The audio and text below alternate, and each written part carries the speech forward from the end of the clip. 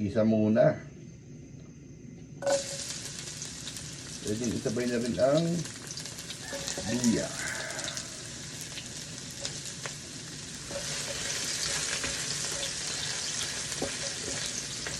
Ben, may kape na? Ben, pahingin ka kape. Kapag tayo gigisay na higop ng kape, bagong laga. Tinola tayo ng baboy. Ang gamit natin dyan ay malaman to yung pitso ng baboy, yung pinakadulo ng liempo.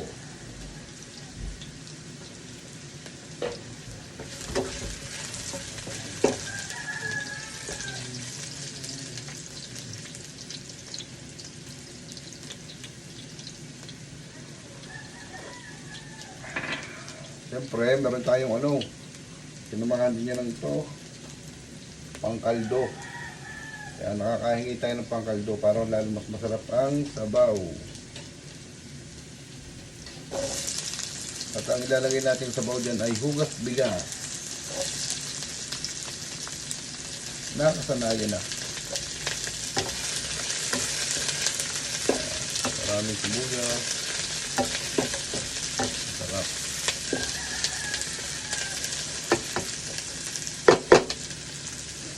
Kung ano lang tinitimpla sa manok, ganun lang din. Asin, betchin, paminta. Yun, ayos na yun. Tapos ulit, lalagyan lang natin ng papaya at talbos ng sili.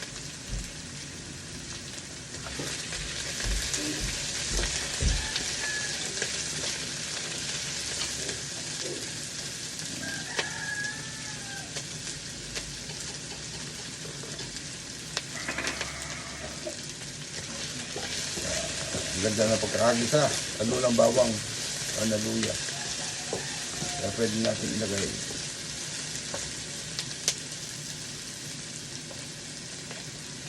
Bisalin lang natin naman ito ng konti. Yun, dami nito. Inigasan natin, pinatulo natin para matanggal yung mga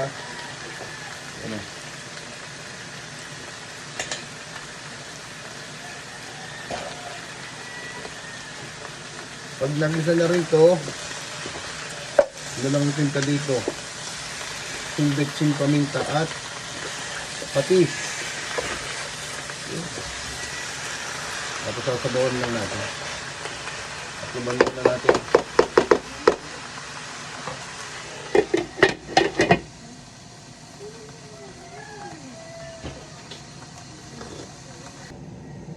Yan. Smoke. Pag ganyan, ayos ang pagkakagisa. Wala na yung mga pula-pula niya. Kaya pwede natin siyang timplahan. Tapos sasabawan natin siya.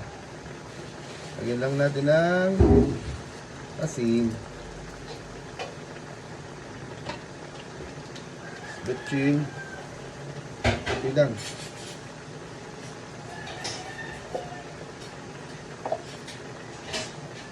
Sarap dito, matapang sa paminta, kaso ang mga bata hindi pwede. Kaya yan, pampi lang.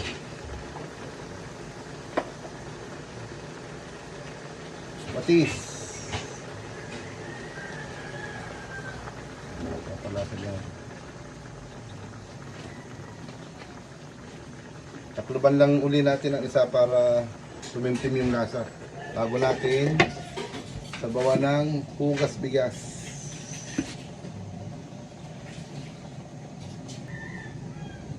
Yun.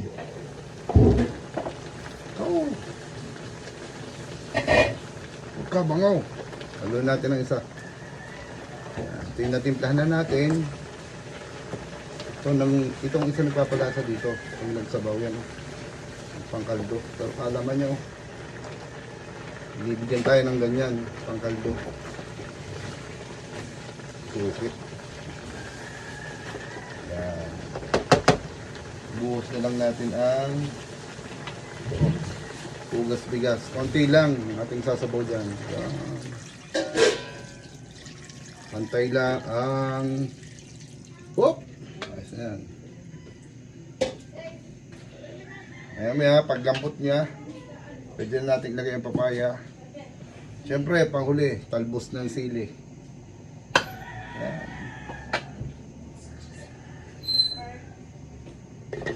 Ayos na, ating tinola. Tinolang baboy. Lumabas ang ano eh. Tinolang baboy.